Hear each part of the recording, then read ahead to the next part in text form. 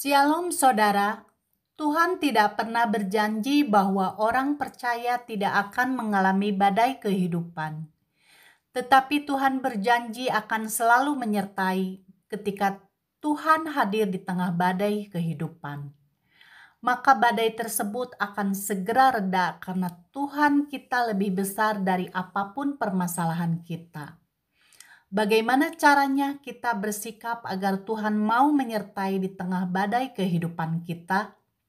1. Datang kepada Tuhan.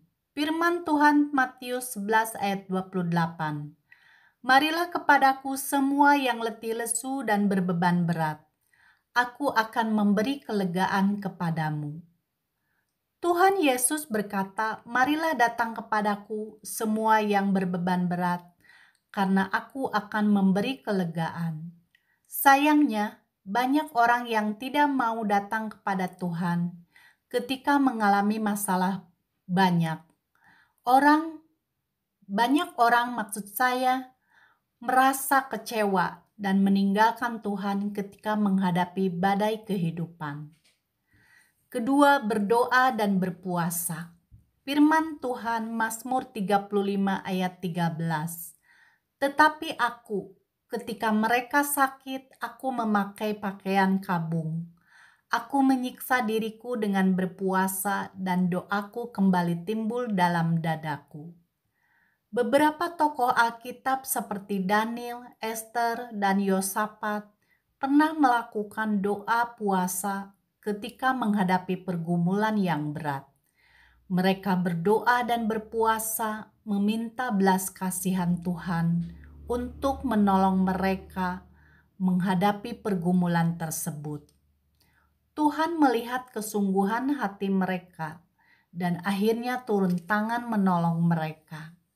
Seharusnya kita juga melakukan doa dan puasa apabila sedang menghadapi pergumulan berat.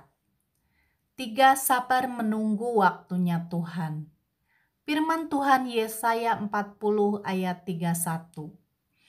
Tetapi orang-orang yang menanti-nantikan Tuhan mendapat kekuatan baru. Mereka seumpama Raja Wali yang naik terbang dengan kekuatan sayapnya. Mereka berlari dan tidak menjadi lesu. Mereka berjalan dan tidak menjadi lelah. Terkadang ketika kita sudah datang kepadanya, bahkan berdoa dan berpuasa, tetapi pertolongan Tuhan tak kunjung tiba. Sadarilah bahwa ada waktunya bagi Tuhan untuk turun tangan menolong kita. Seperti Yusuf yang harus menunggu beberapa tahun di penjara sebelum dibebaskan dan menjadi raja muda Mesir. Atau Abraham yang harus menanti puluhan tahun sebelum janji Tuhan digenapi. Percayalah bahwa Tuhan akan menyertai dan menolong tepat pada waktunya.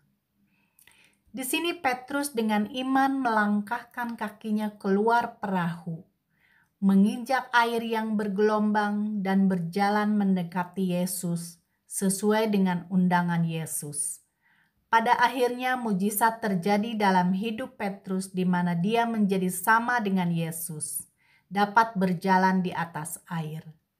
Jadi sebesar apapun badai dalam hidup kita, kalau kita peka, Yesus sebenarnya ada dekat dengan kita. Mari kita berdoa. Bapa yang kami sembah di dalam nama Tuhan Yesus, kami berdoa bagi saudara seiman kami yang mengalami badai rumah tangga, sakit, badai studi, badai ekonomi, dan lain-lain. Kami percaya Engkau pasti menyertai mereka dalam menghadapi pergumulannya. Kiranya Tuhan kuatkan dan teguhkan mereka untuk datang kepadamu dan sabar menunggu waktunya Tuhan sambil berdoa dan berpuasa, sehingga kami bisa melewati badai-badai dalam kehidupan kami masing-masing. Terima kasih Tuhan Yesus. Haleluya. Amin. Tuhan Yesus memberkati saudara-saudara semua dimanapun berada.